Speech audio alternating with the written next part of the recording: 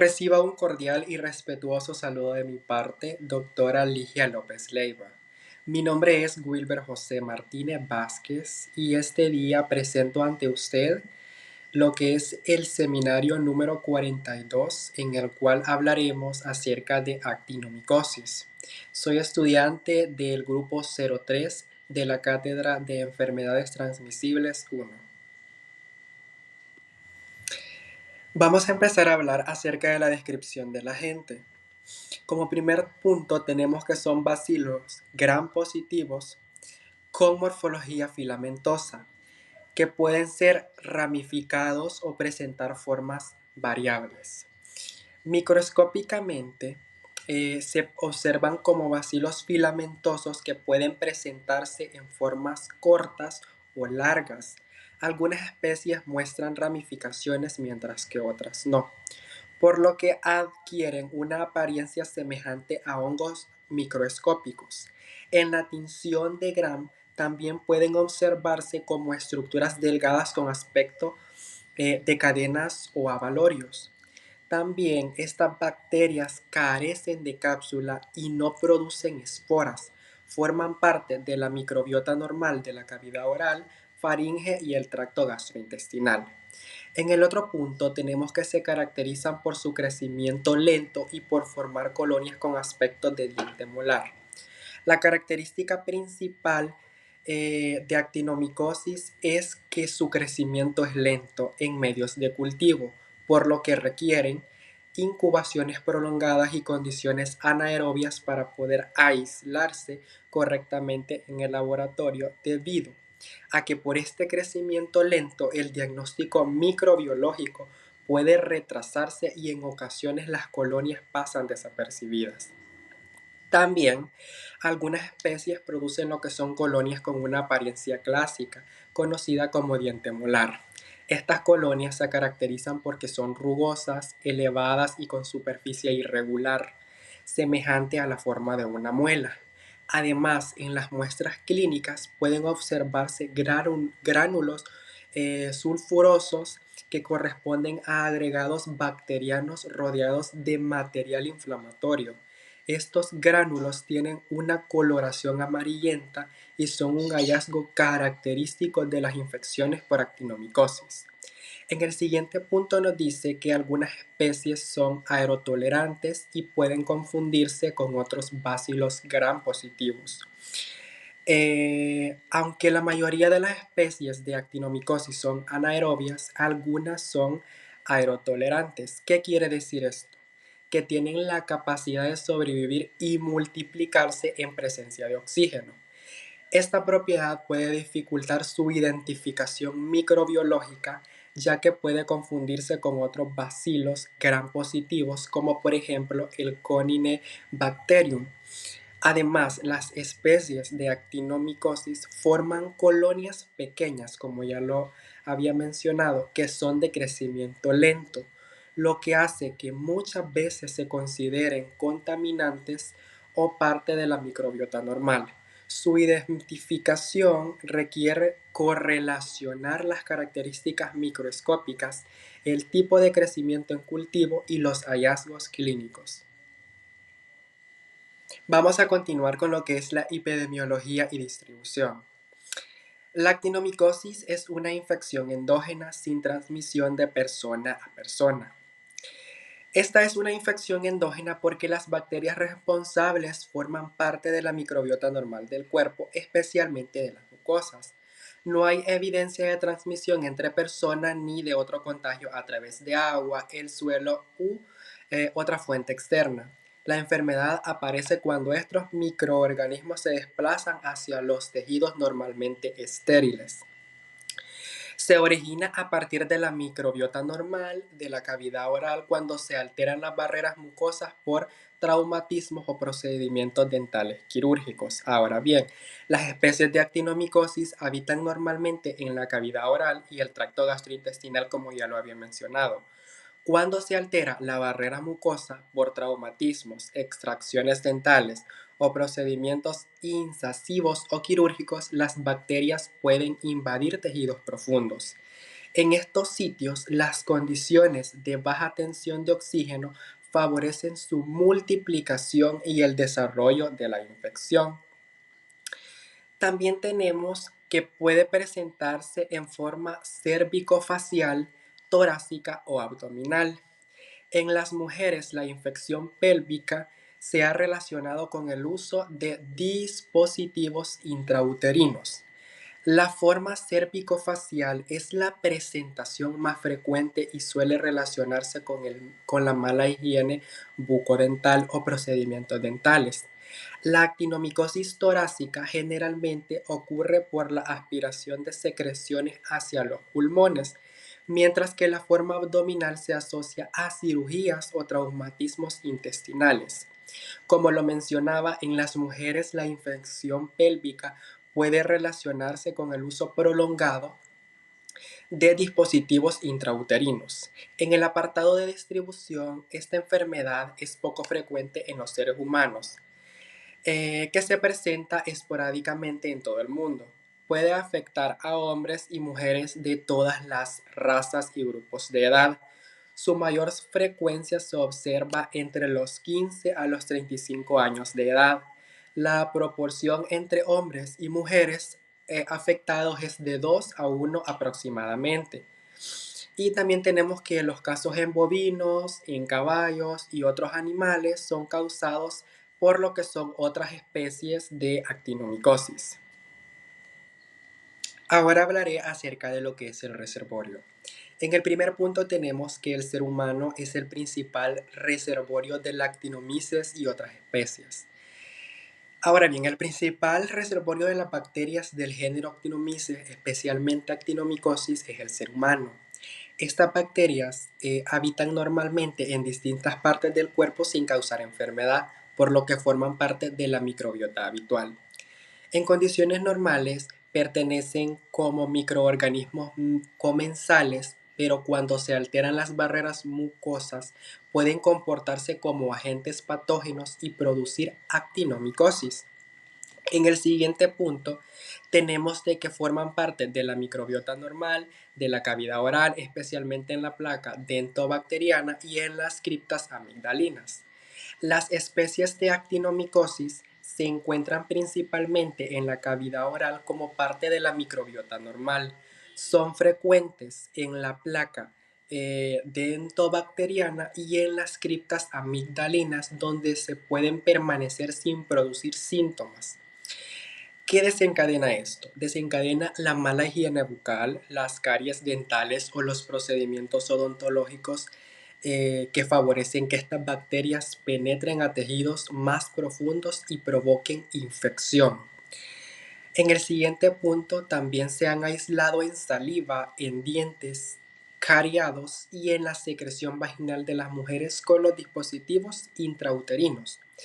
Ahora bien, además de localizarse en la cavidad oral, las bacterias de género Actinomycosis también pueden encontrarse en saliva y en los dientes con caries.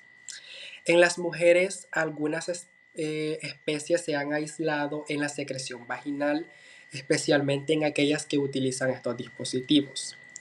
Esto es importante porque el uso prolongado del DIU puede favorecer la aparición de la actinomicosis pélvica. Y como último punto tenemos que no existe una evidencia de reservorio en los ambientes externos. ¿Qué pasa? Hasta el momento no existe evidencia de que actinomicosis tenga reservorios importantes en el ambiente externo, como agua, el suelo o los animales. Por esta razón, la infección no se considera una enfermedad adquirida del medio ambiente, sino una infección endógena originada por las bacterias que ya forman parte de la microbiota normal de nosotros. Ahora hablaré acerca de lo que es el periodo de incubación. El periodo de incubación es variable y no está claramente definido debido a lo que es el carácter crónico de la infección. La actinomicosis, el periodo de incubación no se puede determinar con exactitud porque esta enfermedad suele desarrollarse de manera lenta y progresiva. A diferencia de otras infecciones bacterianas agudas, donde los síntomas aparecen rápidamente, En este caso, el microorganismo puede permanecer en los tejidos durante mucho tiempo antes de manifestarse clínicamente. Esto ocurre porque las bacterias de género Actinomyces tienen un crecimiento lento y producen una infección crónica, por lo que muchas veces es difícil identificar el momento exacto en el que inició la enfermedad. En el otro punto tenemos que los síntomas pueden aparecer días, semanas o incluso meses después del traumatismo o de la penetración del organismo en los tejidos. Los signos y síntomas de actinomicosis pueden aparecer en distintos periodos de tiempo. En algunos pacientes se presentan pocos días después de una lesión o procedimientos que rompen la barrera mucosa, mientras que en otros pueden tardar semanas e incluso meses. Estos dependen de factores como la cantidad de bacterias presentes, la profundidad de la lesión y el estado inmunológico, de lo que es el paciente. Una vez que el microorganismo penetra en los tejidos profundos, la infección avanza lentamente formando infección crónica, fibrosis y en algunos casos abscesos o fístulas características de esta enfermedad. Ahora hablaré del periodo de transmisibilidad. No existe un periodo de transmisibilidad definido, ya que la actinomicosis no se transmite de persona a persona. La actinomicosis no posee un periodo de transmisibilidad específico porque no es una enfermedad contagiosa. Esto significa que no puede transmitirse mediante el contacto directo de la saliva, el aire ni la convivencia de una persona que la tenga. A diferencia de otras infecciones bacterianas, la actinomicosis se desarrolla a partir de bacterias que normalmente ya se encuentran en el organismo humano. Por esta razón, los pacientes con esta enfermedad no presentan una fuente de contagio para otras personas. En el siguiente punto mencionamos que la infección es de origen endógena, o sea que es producida por microorganismos de la microbiota normal que invaden los tejidos tras la alteración de las barreras mucosas.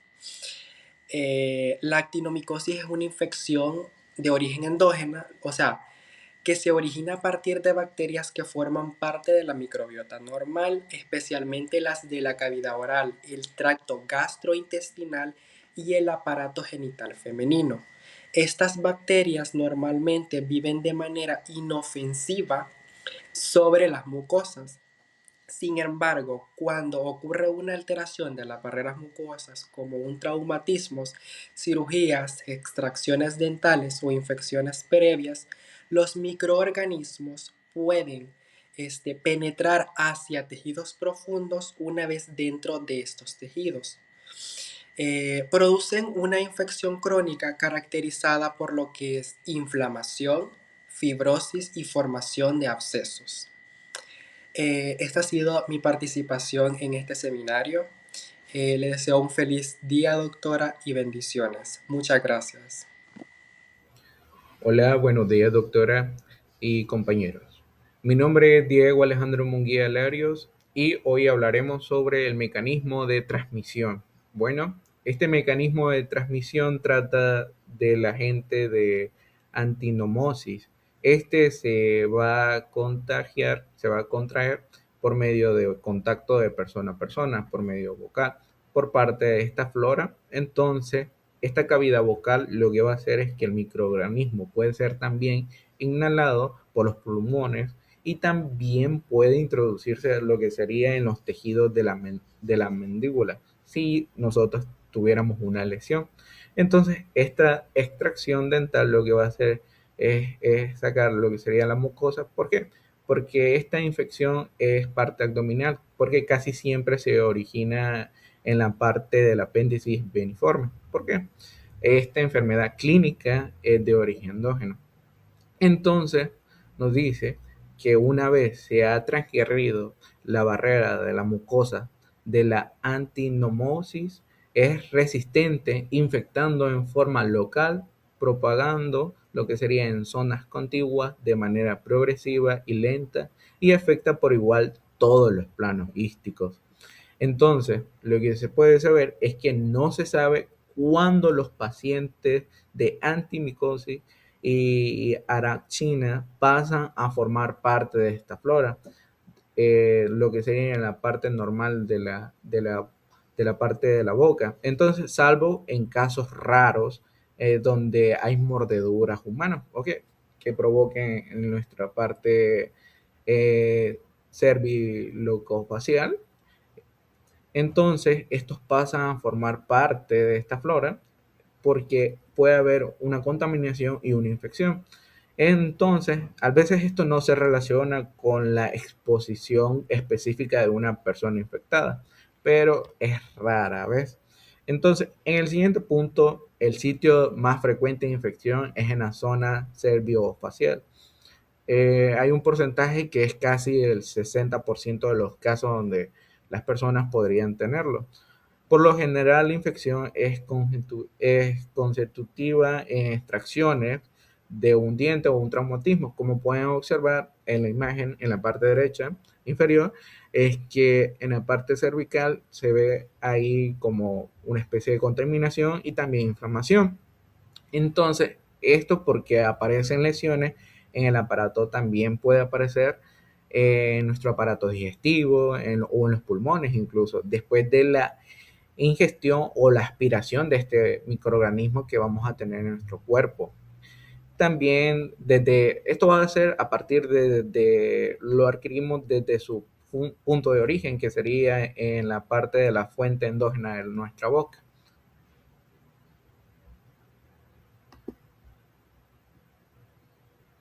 Bueno, continuando con lo que sería el mecanismo de transmisión, podemos observar aquí en la parte derecha superior una imagen, donde acá nos explica con imágenes detalladas de este mecanismo.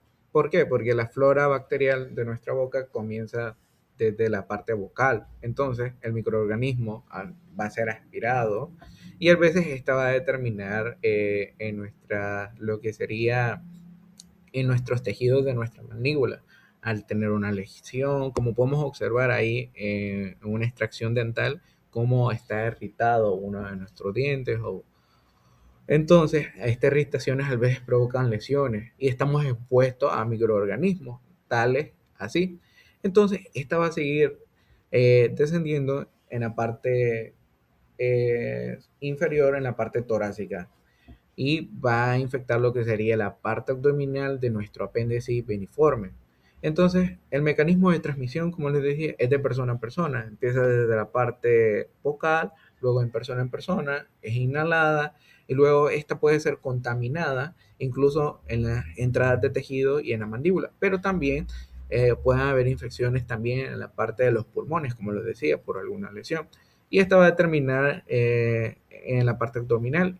Y otra cosa que podemos decir es que esta se presenta de forma habitual y normal en nuestra boca. A veces una persona u otra pueden causar esta infección local. Y, y como dice aquí en la diapositiva, pues bueno, prácticamente es lo que les explicaba, desde la cavidad vocal de un microorganismo puede ser inhalado a los pulmones, luego introducirse en los tejidos y terminar en lo que sería en la parte abdominal. Entonces, esta infección puede ser transmitida de esta forma.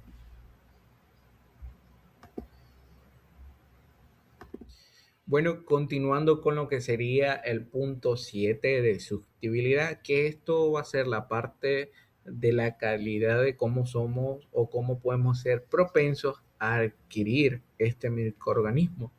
Porque es importante saberlo, ya que la probabilidad de que la antimicosis ante un proceso progresivo crónico, esta puede presentar material similar a una masa de patologías que cruza estos límites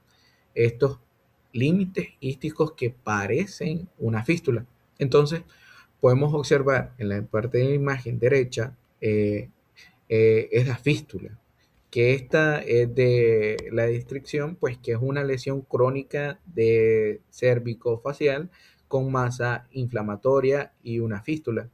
Entonces, estas personas muestran lo que serían estas manifestaciones que son resistentes a pesar de estos ciclos breves de antibióticos que estas pueden ser administradas.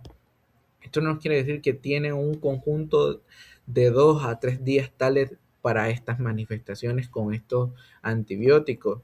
Entonces es muy importante ya que para tener lo que sería un diagnóstico de estas fístulas o de este microorganismo es necesario la aspiración o tal vez incluso unas biopsias y o también lo que sería la extirpación quirúrgica, porque así se va a obtener un diagnóstico más detallado de nuestro paciente, ya que es muy importante dar la identificación de este microorganismo, ya que se puede confundir con otros, ya que también tendríamos expuestos o considerados a otros iguales como la micetona, la micetoma y también lo que sería la brontimicosis, ya que estas lo que pasa es que pueden eh, igualarse o compararse debido a que ambos presentan gránulos de azufre. Entonces, esto es un push en los tejidos que ayuda a establecer el diagnóstico. Esto va a ser necesario para que nuestra histopatológicos y microorganismos adicionales puedan diferenciar entre estos dos.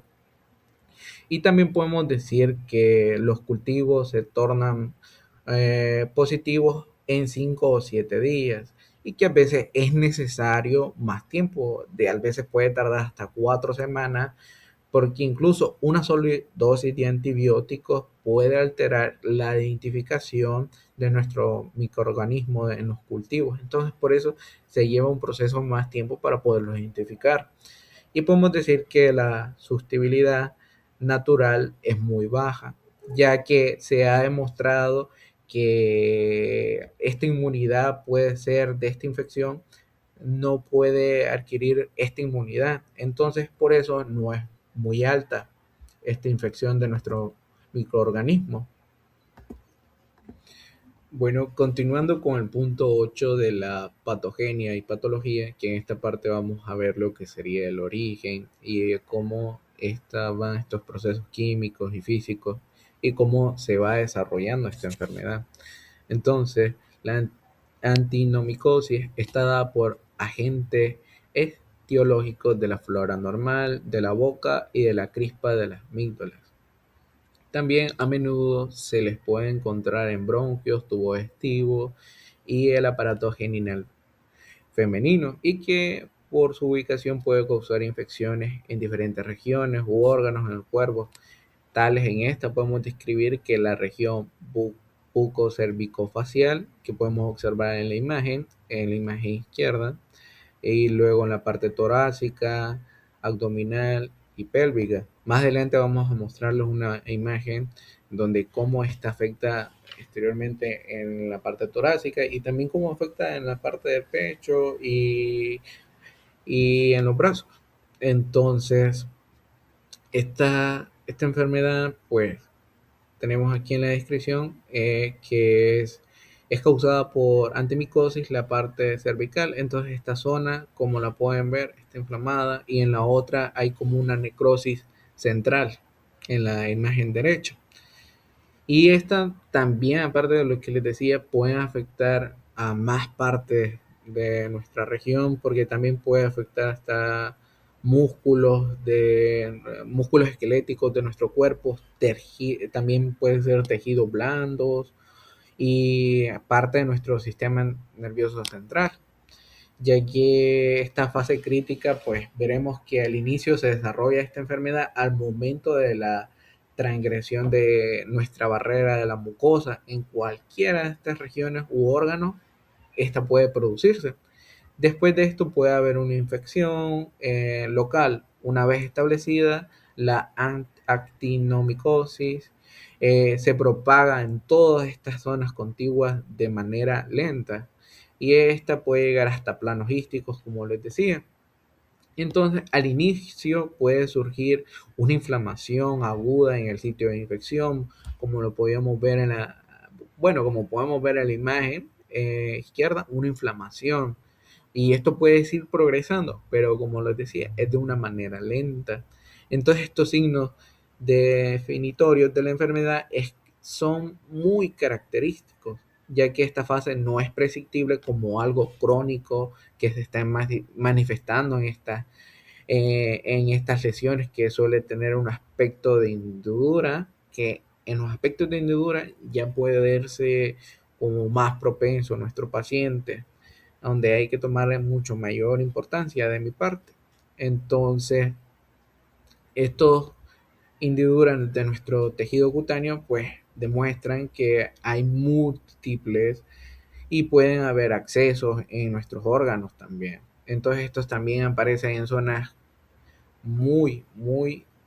pueden aparecer de formas necrosis centrales, como pueden ver en la imagen, que estas se van a ir observando con el tiempo.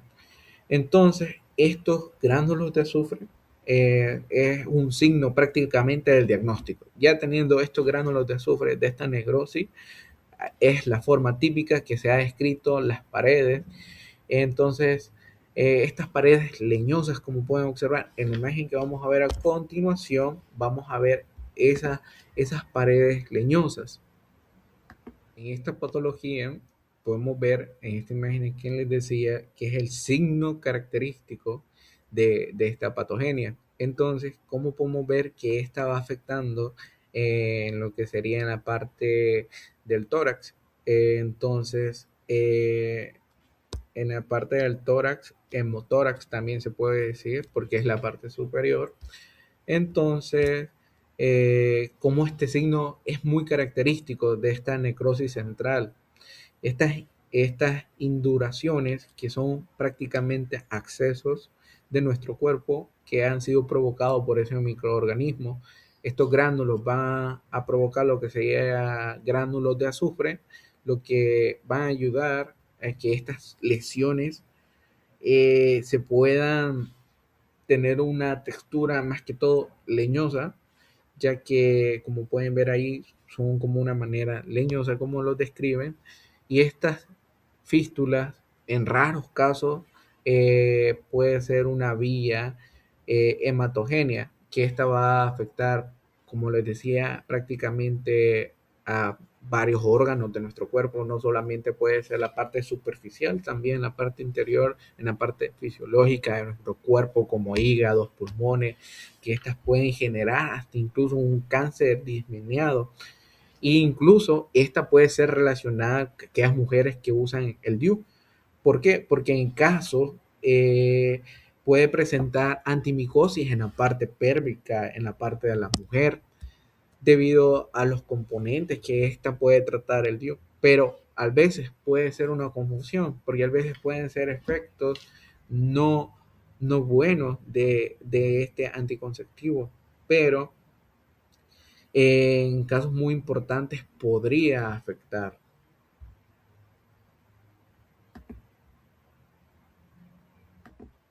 Bueno, ahora vamos a continuar con el punto 9, el cuadro clínico, que aquí son las manifestaciones que se van a presentar en nuestras clínicas, en nuestros pacientes. Siempre del microorganismo de antimicosis. Estas pueden variar donde se produzca la infección y por siguiente se producen diferentes acciones en el organismo. Tenemos que en estas acciones o reacciones tenemos lo que sería la actinimicosis bucocervicofacial, que esta es en la forma de la cara donde se pueden presentar los tipos de micosis. Entonces, aquí está, como les decía, se presenta en la parte cervical. Entonces, esta vez que podemos decir de nuevo, de que acá, que estos estén afectando músculos de la boca, lo que va a hacer imposibilitar que el paciente pueda, en los músculos masticadores, pueda tener un manejo normal de estos músculos de la parte motora, no va a estar funcionando muy bien, ya que principalmente estos afectan lo que sería boca, cuello, cara y ángulos maxilares inferiores. Entonces, también estas se van a presentar por medio de hinchaciones de tejido blando, accesos persistentes a drenaje, masa normal, de a menudo con funciones con neoplasias. Entonces, como les decía, puede causar estrismo, que esto va a ser dificultad para poder abrir la boca, incluso para poder a menudo poder el paciente pueda comer, lo que indica que estos compromisos de los estímulos de estos músculos masticadores eh, pueden presentar también síntomas como dolor. Este va a depender mucho del paciente y, como les decía, de la progresividad de esta enfermedad, que va a ser variable este tipo de dolor. También va a presentar fiebre y también lo que sería leucocitosis. Entonces podemos ver a las imágenes que anteriormente íbamos viendo, solo que aquí específicamente sería en la parte actiminocosis de la bucocervicofacial. Entonces, podemos decir que esto, a ser afectados estos músculos, por lo general, eh, que estas personas sienten lo que serían durante esta infección, el dolor, y más que todo son secuelas posibles que están extendidas o extendiéndose en zonas contiguas del cráneo, pueden seguir extendiéndose hasta nuestra columna cervical o tórax, porque esta es la parte inicial. Bueno, continuando con lo que sería la actinomicosis en la parte diseminada, que acá es una forma más grave de la enfermedad. ¿Por qué? Porque esta infección ya no queda localizada lo que sería en una sola zona, ya que sino que puede desminizarse o proseguir por una vía hematogénea, que es decir, que esta va a seguir por medio de la sangre o a través de la sangre, y esto es lo que va a permitir que la bacteria llegue a diferentes partes de nuestro cuerpo y afecte múltiples de nuestros órganos. Aquí, pues en esta forma de esta enfermedad, una de las especies que se mencionan con mayor frecuencia es esa, la de antiminocosis de Meyery. ¿Por qué? Porque esta se ha asociado especialmente a casos diseminados, perdón, cuando la infección se extiende a los órganos, y esto lo que sale es afectar lo que serían a los pulmones, hígado y progresivamente a esos órganos. Entonces, en estos pulmones y el hígado pueden formarse lo que serían unos nódulos múltiples, porque son lesiones que, o masas pequeñas, en que el problema de estos nódulos pueden parecerse a los que se observan a un cáncer diseminado. ¿Por qué? Porque a veces el diagnóstico puede confundirse por una enfermedad maligna. Entonces, también algo importante destacar es mencionar que aunque la antinomicosis diseminada puede ser grave, al inicio el paciente puede presentar cuadros clínicos leves o poco llamativos. Esto porque los síntomas pueden no parecerse tan serios al principio, lo cual dificulta una sospecha rápidamente de esta enfermedad y puede retrasarse mucho el diagnóstico. Pero, o sea, a pesar que, como les decía, que no puede verse lo que sería algo físico detallado, no implica que esto no pueda ser importante o puede ser muy maligno o esté progresando demasiado. Entonces, en la imagen podemos observar que muestran lesiones cutáneas relacionadas a la enfermedad, donde se observa áreas inflamadas. También podemos observar lo que sería como enrojecidas, que son posibles salidas de material, lo cual puede reflejar una capacidad de la antiminocosis de producir lo que serían lesiones crónicas, y estos accesos son los trayectos de los fistulosos, si no mal recuerdo, ya que esto, a pesar de la gravedad de esta diseminación, el cuadro clínico puede ser pero muy sorprendente, ya que puede imposibilitar o dificultar, mejor dicho, la capacidad de este diagnóstico. Entonces es muy importante conocerlo, ya que a veces no puede presentar signos muy, muy relevantes, pero no se le tiene que apartar, sino que siempre estar muy pendiente, ya que hay que tener un control muy importante y muy estricto. Bueno, y ahora continuamos con lo que sería la actinomicosis torácica. Bueno, aquí prácticamente es una forma de la antimicosis que afecta principalmente el pulmón y también puede comprometer lo que sería la parte del espacio pleural, que es el estado que rodea los pulmones. Esta enfermedad suele ser más avanzada, más lenta siempre y siempre va a ser constante, siempre, siempre. Esta no aparece de forma brusca porque sino que va a ir progresando poco a poco, porque a veces puede confundirse con otras enfermedades siempre en la parte respiratoria. Entonces podemos decir que estos síntomas principales que incluye fiebre, tos, sudoración, y más que todo esta sudoración se va a ver no en la tarde por el calor, sino que va a ser sudoraciones nocturnas, pérdida de peso. Estos síntomas son muy importantes que pueden aparecerse a otras enfermedades crónicas como la tuberculosis, infecciones pulmonares, incluso puede ser hasta cáncer pulmonar. No digo que puede ser, sino que se puede comparar con otras debido a estos síntomas, pero es muy importante saberlas diferenciar.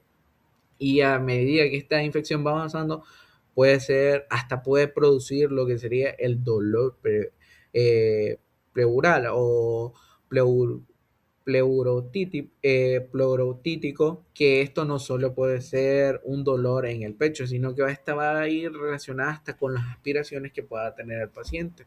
Este dolor puede empeorar si la respiración es profunda, toser o moverse. Esto va a ser como movimientos que harán estimular lo que sería más el dolor en nuestros receptores, ya que en algunos casos esta infección puede extenderse hacia estructuras más cercanas, incluso hasta las costillas, como el corazón, cavidad abdominal, que estas pueden mostrarse en una infección invasiva total y este diagnóstico debe tratarse a tiempo. También que en pocas ocasiones puede aparecerse nódulos pulmonares o lesiones endobronquiales, ya que estos son importantes porque estas lesiones pueden confundirse también con tumores de enfermedades de amígdalas, por lo que el diagnóstico requiere siempre, como les digo, una evaluación estricta en todas sus fases, porque es muy importante descartar diagnósticos erróneos o diagnósticos equivocados. Y como podemos observar en la imagen, muestra una lesión compatible con antimicosis, eh, una imagen radiológica también, donde podemos observar lo que sería el compromiso torácico, donde está comprometido, lo que ayuda a entender cómo esta infección puede manifestarse tanto externamente como a nivel interno de nuestros pulmones y la parte de nuestra pleura. Entonces podemos decir que esta infección es crónica, afecta a pulmones y a la pleura, avanza también lentamente y puede producir síntomas respiratorios y generalmente fiebre o tos o duraciones nocturnas. También la pérdida de peso está incluida.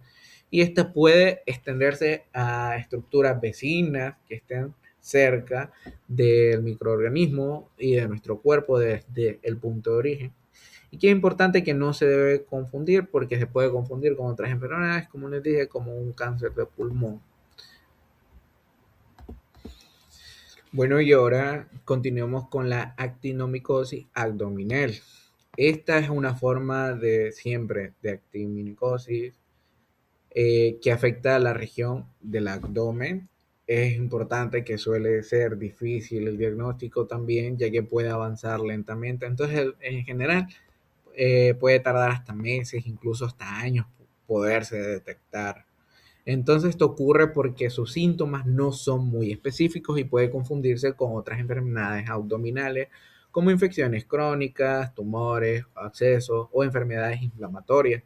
Entre esos síntomas principales el paciente puede presentar dolor en la región iliocecal, corresponde a la zona inferior derecha del abdomen, cerca, en esta parte, cerca donde se unen los intestinos delgados con el intestino grueso. También puede aparecerse masa abdominal o acceso de estas. Estas van a ir acompañados de lo que sería de fiebre, estructuras del hígado, vejiga y los riñones. Por eso no siempre se puede presentar de la misma manera en todos los pacientes.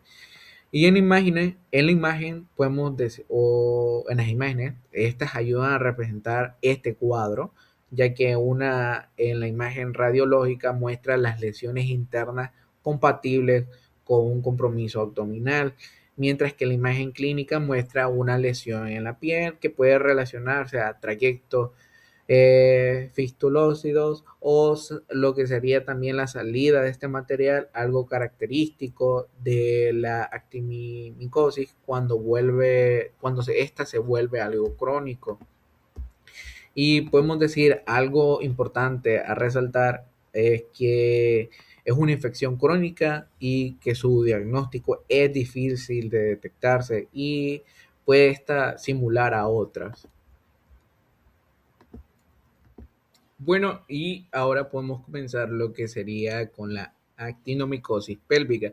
Si ven que no estoy leyendo las diapositivas, les aconsejo y les recomiendo que ustedes puedan leerlas, ya que debido al tiempo limitado, pues para generar menos tiempo, mejor empiezo con la explicación, pero hay mucha información detallada que ustedes podrían repasar y leer para la hora del examen y estudiar y conocimiento.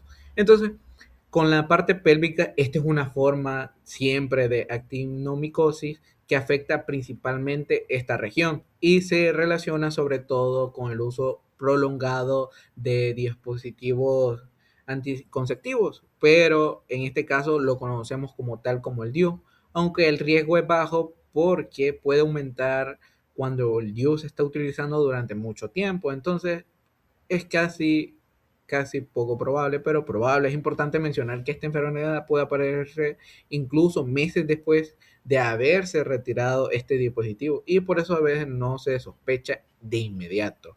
Porque como les digo, estas enfermedades de este microorganismo son muy lentas su proceso. Entonces estos síntomas van a aparecer fiebre, pérdida de peso, dolor abdominal y también puede presentarse hemorragias o secreción vaginal anormal en las mujeres, cual indica un compromiso del aparato reproductor, que este está expuesto. En algunos casos esta infección empieza con una inflamación, entonces el endometrio, es decir, que es el endometriz, si no me equivoco, puede avanzar hasta formas más avanzadas a masas pélvicas. Y aquí lo que va a provocar es un acceso de un acceso muy provocado de tubo ovárico, que es prácticamente una acumulación del pus, de este pus, que va a comprometer lo que sería la trompa uterina y el ovario de la mujer. Entonces, este diagnóstico es tardío y que puede parecerse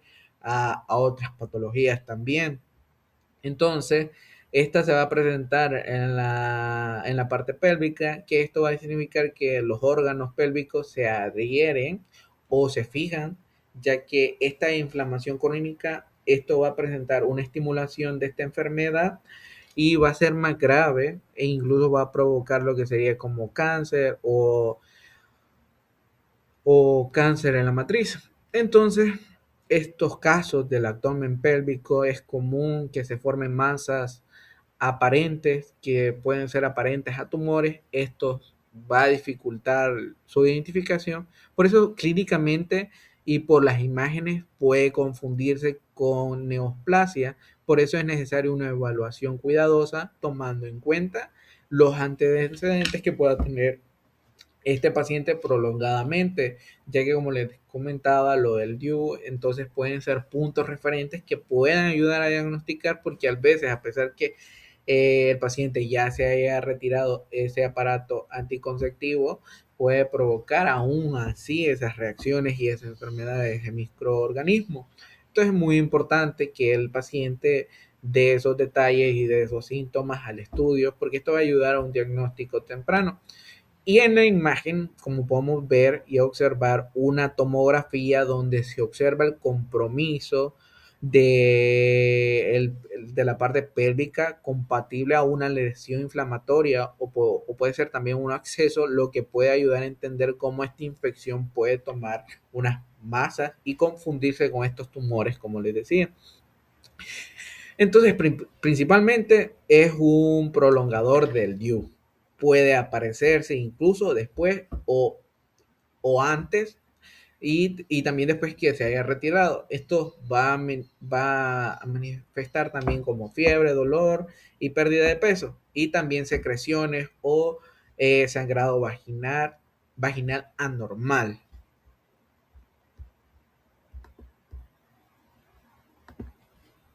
Bueno, y ahora vamos con lo que sería la presentación, otros tipos poco común de la actimicosis, es decir, que estas son formas más, bueno, menos frecuentes de la enfermedad, pero también pueden ser importantes por la gravedad o por la dificultad del diagnóstico. Entonces son muy relevantes poderlas destacar. Entonces podemos decir que en la actinomicosis del sistema nervioso central está formado porque esta se va a caracterizar por la formación de accesos cerebrales que pueden ser únicos o múltiples de un acceso cerebral. Esto es una acumulación de pus y dentro de estos tejidos cerebrales causa una infección. Entonces, esta infección la podemos ver en la tomografía o en los estudios de la imagen que se pueden observar como lesiones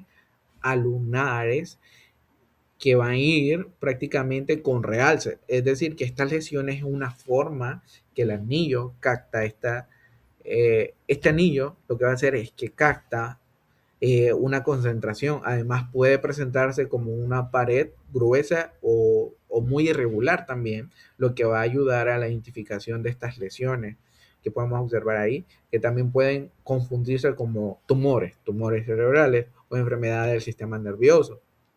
En la segunda, la actinomicosis musculoesquelético y el tejido blando. Estas afectan la piel y los músculos, como lo dice como tal, pero también afecta lo que sería el tejido subcutáneo y los huesos. Cuando esta está comprometida al hueso, puede producirse lo que sería peritotitis, que es la inflamación del periostio, y también que esta infección del hueso es una característica muy importante, ya que este trayecto de los fistulosos en la piel, que son pequeños conductos anormales donde pueden drenarse el material, que sería el material purulento, que desde estas zonas muy profundas hacia la superficie, estas pueden originarse. Entonces, podemos decir también que estas infecciones que están muy cercanas a ella pueden también tener un traumatismo de cirugías, inyecciones e incluso post de estas. Entonces, especialmente podemos decir que esto significa que puede dar un daño local o un procedimiento muy invasivo de esta bacteria. Puede inhibir tejidos profundos y producir estas infecciones crónicas. Y como podemos observar en las imágenes, esto nos ayuda a entenderlo y a poderlo comprender, que en la imagen superior muestra lo que sería el compromiso del sistema nervioso central mediante un estudio de imagen, mientras que las imágenes inferiores muestran las lesiones cutáneas. Entonces son compatibles con actimicosis musculoesquelética, donde se observan cambios inflamatorios posibles en estos trayectos de los fistulosos. Entonces, podemos decir que puede afectar al sistema nervioso de forma obsesiva en el cerebro y que también puede comprometer piel, músculos y tejidos blandos y huesos. Bueno, y como última parte, la parte número 10, que sería el diagnóstico de laboratorio, acá se habla que el laboratorio de la actinomicosis, que es muy importante porque esta enfermedad puede confundirse con otras infecciones crónicas o incluso tumores. Entonces, para poder confirmar este diagnóstico se debe buscar características muy propias y muy específicas de este microorganismo, las cuales los de actimicosis son bacterias anaerobias gram positivo, es decir, que estas bacterias que pueden crecer mejor en ausencia de oxígeno y que éstas tiñen de color positivo en la tintención de Gram. En las muestras clínicas puede observarse como filamentos ramificados y parecidos a pequeñas estructuras alargadas y también pueden encontrarse en forma de gránulos de azufre. Entonces, estos gránulos de azufre son hallazgos muy característicos, pero muy característicos de lo que sería de la actinomicosis, porque a pesar de su nombre, no está formado por azufre, sino que esta se llama así por verse como pequeños granos de color. Entonces, ese color blanco o amarillento, estos gránulos corresponden a acumulaciones de bacterias y material inflamatorio. Entonces, el examen directo puede realizarse en muestras como esputo o orina de como exudada, que estas muestran que estas mezclas son soluciones salinas o yodopoadina, que es un tipo Lugol, para que éstas se puedan observarse. Entonces, a estas observaciones van a mejorar lo que serían los elementos presentes de este microorganismo, ya que puede verse estos gránulos o estos granos con filamentos finos, grandes, claves, que cuál nos darán el origen a nuestro diagnóstico. Pero para confirmarlo, definitivamente la enfermedad se realiza un cultivo en medio de arenobios, como los medios como se conocen de Ennomos o Bremer. Estos son necesarios porque la actinomicosis necesita condiciones especiales sin oxígenos para poder crecer. El crecimiento suele observarse aproximadamente de 4 a 6 días en temperaturas de 37 grados Celsius. Y estas van a tornar un color de blanco o color amarillo. Entonces, esta imagen de la diapositiva puede mostrarse en esta imagen que tenemos aquí, en la parte inferior derecha, pues muestra la colonia que es característica o muy resaltante de la actinomicosis, donde se puede observar, ahí pueden observar pequeñas colonias con aspectos de granular. Entonces, estas son compatibles con el crecimiento de microorganismos del cultivo. Entonces, para finalizar, podemos decir que se basa en identificar bacterias anaerobias de gram positivo en filamentos ramificados y gránulos de azufre. Entonces, muchas gracias y esto ha sido mi participación. Y como les digo, no les pude leer las diapositivas por reducir tiempo y les recomiendo y les aconsejo que puedan leerlas con su tiempo y puedan pausar el video porque es información muy importante que les va a ayudar en sus estudios. Feliz día. A continuación, mi compañero.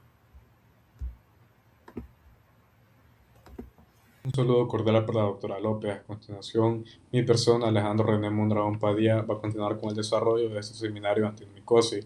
A continuación, vamos a pasar a una parte muy importante de este seminario que viene siendo el diagnóstico diferencial. En esta diapositiva se presenta el diagnóstico diferencial de la antinomicosis cervicofacial, que es una de las formas clínicas más importantes y más presentadas porque afecta principalmente la boca, la mandíbula, el cuello y la cara. La antinomicosis cervicofacial está causada principalmente por antinomicosis Ehrlichia, como bien sabemos, una bacteria anaerobia gram positiva. Esta bacteria normalmente forma parte de la microbiota de la cavidad oral, por lo que no siempre causa enfermedad. Quiere decir que el problema aparece cuando existe una ruptura de la mucosa, por ejemplo, después de un procedimiento dental como una extracción, un traumatismo, hasta una mala higiene bucal o una infección previa. En cuanto a su evolución, no tiene un diagnóstico o un periodo de incubación definido, más bien se caracteriza por ser una infección crónica, progresiva e insidiosa. Esto quiere decir que no aparece de forma abrupta, brusca, sino que avanza lentamente y por eso muchas veces el diagnóstico se retrasa.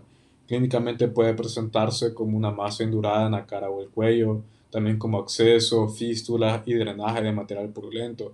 Uno de los hallazgos más característicos son los gránulos de azufre que pueden observarse en el cuello, en el pus, también puede haber dolor leve y cuando se afectan los músculos de la masticación puede aparecer trismo, que es la dificultad para abrir la boca. En comparación con el misotoma también puede producir una lesión crónica con tumefacción, múltiple fístula y drenaje de granos. Puede ser causado por bacterias como nocardia o antinomadura o también por hongos como la madurela. Por eso se parece mucho a la antidemicosis, sobre todo porque ambas pueden formar lesiones crónicas, fístulas y material granular. La diferencia importante aquí es que la antidemicosis cervicofacial se relaciona más con la microbiota oral y con lesiones en la mandíbula o el cuello, mientras que el misotoma suele comportarse como una lesión crónica localizada con múltiples trayectos de drenaje. Por eso en esta comparación lo fundamental es observar el agente causal, la evolución lenta y las características de las lesiones, porque ambas pueden confundirse clínicamente si solo se ve la masa o las fístulas. Por eso es de que es importante tener un poco más de observación en este diagnóstico diferencial de antinomicosis cervicofacial y mesotoma. Bueno, continuando con lo que viene siendo el desarrollo del diagnóstico diferencial, en esta diapositiva vamos a comparar la tenomicosis pélvica con el acceso tubovárico, porque ambas enfermedades pueden producir tanto dolor pélvico, fiebre, secreción vaginal y masas inflamatorias. La tenomicosis pélvica se asocia más que todo con el uso prolongado de dispositivos intrauterinos conocidos como DIU. El agente etiológico más frecuente sigue siendo antinomesis israelí, que puede ascender desde la flora vaginal hacia las estructuras pélvicas. En esta enfermedad el periodo de incubación tampoco está claramente definido, que digamos. Lo característico es que evoluciona de manera crónica, lenta e insidiosa, como lo mencioné anteriormente. Por eso la paciente puede tener estos síntomas por bastante tiempo, de manera muy prolongada antes de que se sospeche el diagnóstico. Los signos y síntomas principalmente son fiebre, dolor abdominal bajo, pérdida de peso, hemorragia o secreción vaginal anormal. Además puede formar masas pélvicas, abscesos o lesiones infiltrativas. Esto es muy importante porque puede confundirse con tumores ginecológicos, endometriosis o enfermedad inflamatoria pélvica complicada. Por otro lado, el acceso tubovárico generalmente aparece como una complicación de la enfermedad inflamatoria pélvica, a diferencia de la antinomicosis, que suele estar relacionada con una infección polimicrobiana, es decir, causada por la flora mixta aerobia y anaerobia del tracto genital. Su evolución suele ser más aguda o subaguda, mejor dicho, con un inicio más rápido, claramente que la antinomicosis. Clínicamente también presenta fiebre, dolor pélvico, secreción vaginal, masa anexial y signos inflamatorios. Entonces, ¿cuál es la clave para diferenciar ambas? Es que la antinomicosis pélvica suele estar asociada a DIU de larga duración y tiene un comportamiento más crónico, infiltrativo, mientras que el acceso tubovárico suele ser más agudo, más inflamatorio y relacionado con la enfermedad pélvica ascendente. En la imagen que tenemos en esta diapositiva se puede observar una tomografía compatible con antinomicosis pélvica, donde se muestra cómo puede formar una masa inflamatoria y fibrosis, lo que explica por qué puede confundirse con otras patologías ginecológicas. Bueno, continuando con el apartado de diagnóstico diferencial, esta vez vamos a comparar lo que viene siendo antinomicosis torácica con onocardiosis, que es un diagnóstico diferencial importante porque ambas pueden afectar el pulmón y producir lesiones crónicas. La antinomicosis torácica es causada principalmente por antinomesis israelí, generalmente se origina por aspiración de secreciones orales hacia el tracto respiratorio inferior, es decir, que la bacteria que normalmente está en la boca puede llegar al pulmón y producir infección. Su evolución es crónica, progresiva e insidiosa, como hemos mencionado anteriormente. Clínicamente también puede producir dolor torácico, fiebre, pérdida de peso y tos productiva. También puede haber una sudoración nocturna. En estudios de imagen ha quedado comparado que la antinomicosis torácica también puede simular ser una neumonía, una tuberculosis, incluso peor un cáncer pulmonar. Puede formar cavitaciones, derrame pleural, empiema, engrosamiento pleural y masas inflamatorias. También tiene una característica muy importante, es que puede atravesar planos anatómicos y extenderse hacia pleura, mediastino, pared torácica o incluso el hueso. Por otro lado, la endocardiosis es causada por bacterias del género Nocardia, generalmente el complejo nocardia esteroide. La nocardia es una bacteria aerobia, como bien sabemos, su vía de adquisición suele ser por la inhalación y afecta con mayor frecuencia a pacientes inmunocomprometidos. La nocardiosis también puede presentar fiebre, tos, infección pulmonar progresiva, accesos y lesiones cavitadas. Por eso se parece a la micosis torácica, porque además pueden dar cuadros respiratorios crónicos y lesiones pulmonares cavitadas. La diferencia más importante es que la endocardiosis tiene mayor tendencia a diseminarse al sistema nervioso central, produciendo accesos cerebrales, sobre todo en pacientes inmunosuprimidos. En esta diapositiva también se muestran imágenes de tuberculosis pulmonar, cáncer pulmonar avanzado y antinemicosis torácica para representar cómo estas patologías pueden parecerse y dificultar el diagnóstico. Bueno, y como último apartado de diagnóstico diferencial vamos a tener esta diapositiva en la que vamos a comparar la antinemicosis abdominal con la enfermedad de Crohn, porque ambas pueden comprometer tanto la región ileocecal y producir masa, dolor abdominal y fístula. La antinomicosis abdominal está causada principalmente por antinomiasis israelí. En este caso, la infección suele originarse después de una ruptura de la mucosa gastrointestinal. Esto puede ocurrir por muchas cosas, puede ser por apendicitis, por diverticulitis, por perforación intestinal, cirugía abdominal, traumatismo o presencia de cuerpos extraños. En cuanto a su evolución, puede pasar mucho tiempo desde el evento desencadenante hasta que se realice el diagnóstico. Por eso se habla de un curso crónico que puede durar meses o incluso hasta años. Clínicamente se presenta con dolor abdominal, fiebre, pérdida de peso y formación de masa inflamatoria. También puede producir abscesos, fístulas, lesiones adheridas a tejidos vecinos.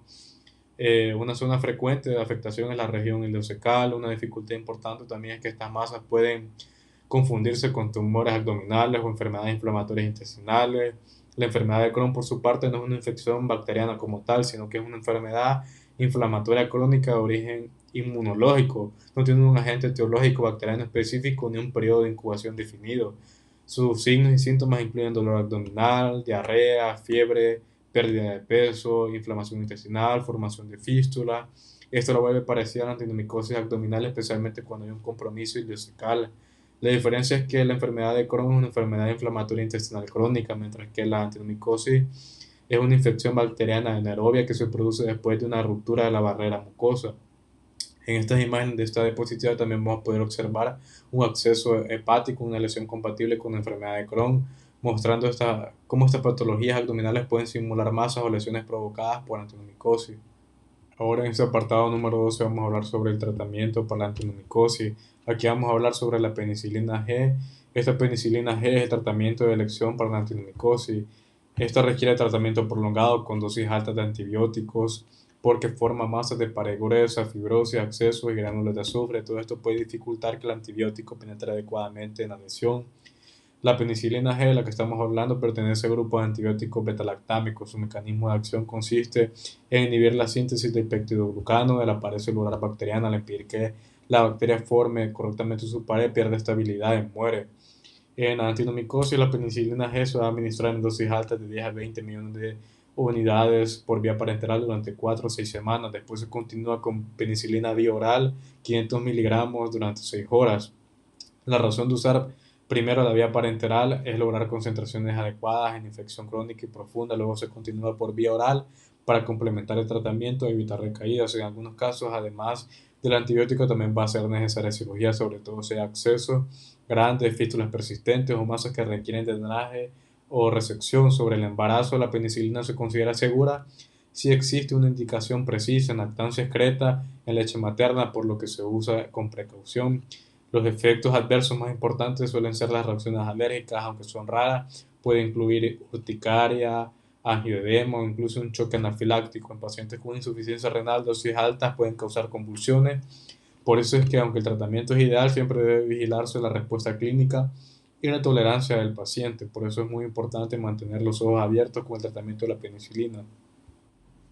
Para finalizar el tratamiento, en esta diapositiva se presenta la ampicilina como una alternativa terapéutica en el tratamiento de la antinomicosis. La ampicilina es una aminopicilina de amplio espectro, igual que la penicilina pertenece al grupo de los antibióticos betalactámicos, por lo que también actúa inhibiendo la síntesis de la pared celular bacteriana. Una característica importante de la ampicilina es que tiene una mayor actividad frente a bacterias gram positivas en comparación con la penicilina, debido a su mayor penetración en la membrana externa bacteriana. En antinomicosis, la dosis que se menciona es de 12 gramos al día por vía intravenosa durante 4 a 6 semanas, seguidas posteriormente de amoxicilina oral, 500 miligramos cada 8 horas. Esto mantiene la misma lógica del tratamiento que yo mencionaba anteriormente. Primero una fase intensa por vía intravenosa y después una fase oral para complementar el manejo. La ampicilina también puede considerarse una alternativa cuando se busca un esquema similar a al de las penicilinas, especialmente por su actividad antibacteriana. Sin embargo, tiene contraindicaciones importantes, no debe usarse en pacientes con antecedentes a hipersensibilidad a penicilinas. También está contraindicado en infecciones causadas por organismos productores de penicilasa, porque estas enzimas pueden activar el antibiótico. También debe tenerse cuidado en pacientes sensibles a cefalosporinas, en pacientes con mononucleosis infecciosa, otras enfermedades virales o leucemia, porque pueden asociarse a reacciones cutáneas. En el embarazo, estas tienen una clasificación como categoría B. Esto quiere decir que los estudios en animales no han mostrado un daño fetal, pero debe utilizarse solo si es necesario con una indicación médica. Entonces, en resumen, la ampicilina es una alternativa útil, pero siempre debe valorarse el antecedente alérgico y las contraindicaciones antes de indicarla. Bueno, hoy como apartado número 13 vamos a hablar sobre las complicaciones de la antinomicosis. En esta diapositiva se resumen las principales complicaciones de la antinomicosis. La primera complicación importante es la formación de fístulas. Las fístulas son trayectos anormales que comunican la lesión infecciosa con la piel o con los órganos vecinos. En la antinomicosis esto es algo muy característico porque la infección avanza lentamente y va abriéndose paso hacia la superficie. Otra complicación es la extensión a tejidos contiguos. La antinomicosis tiene la capacidad de atravesar planos anatómicos, como los mencioné anteriormente, por eso puede extenderse hacia el hueso, el mediastino, la pared torácica, los órganos abdominales o hasta incluso las estructuras pélvicas. También puede producir abscesos crónicos. Estos abscesos contienen necrosis central, neutrófilos y gránulos de azufre, que son hallazgos muy característicos en la antinomicosis. Una complicación clínica importante también es que pueden simular neoplasias. Esto ocurre porque la enfermedad forma masas, digamos, de una manera indurada, firmes y de evolución lenta, que pueden confundirse con tumores malignos. Por eso en varios casos el diagnóstico inicial puede ser erróneo. También pueden haber recurrencias de la infección, sobre todo cuando el tratamiento antibiótico es corto o insuficiente. La antinomicosis necesita tratamiento prolongado precisamente para evitar lo que viene siendo estas recaídas. Y finalmente, aunque es menos frecuente, puede ocurrir diseminación hematogénea, es decir, que la bacteria puede llegar por sangre a órganos distantes. Cuando esto sucede, puede afectar pulmones, hígado, cerebro u otros tejidos. En conjunto, estas complicaciones explican por qué el diagnóstico temprano y el tratamiento prolongado son demasiado importantes en la antinomicosis. Ahora en el apartado número 14 vamos a tener esta diapositiva en la que se va a resumir la prevención y el control de la antinomicosis para finalizar. Lo primero que debemos recordar es que la antinomicosis es una infección endógena. Esto significa que no se adquiere principalmente del ambiente ni se transmite de persona a persona, sino que se origina a partir de bacterias que ya forman parte de la microbiota normal del cuerpo, especialmente de la boca, el tubo digestivo y el aparato genital femenino. Por eso la prevención se basa en evitar la ruptura de las barreras mucosas.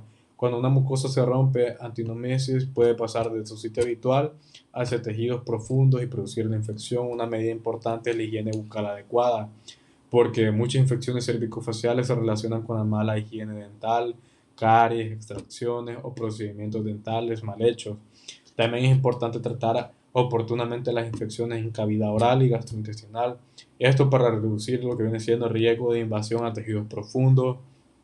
Otra medida es evitar traumatismos o procedimientos invasivos innecesarios, porque cualquier lesión de mucosa puede servir como una puerta de entrada para antinomicosis. En mujeres que utilizan el DIU, que es importante el control médico, especialmente si el dispositivo ha estado colocado por mucho tiempo. En cuanto al control, lo más importante es el diagnóstico precoz. ¿Por qué? Porque si se detecta temprano se puede iniciar un tratamiento antibiótico antes de que aparezcan complicaciones como las fístulas, los abscesos o masas extensas. También es fundamental complementar el tratamiento antibiótico prolongado, porque los tratamientos cortos favorecen recurrencias. Y por último, como no se transmite de persona a persona, no requiere un aislamiento. El control se enfoca más que todo en los factores del huésped, en el manejo de lesiones predisponentes y el seguimiento clínico del paciente. Y esto sería todo por mi parte. Muchas gracias por la atención prestada en este seminario.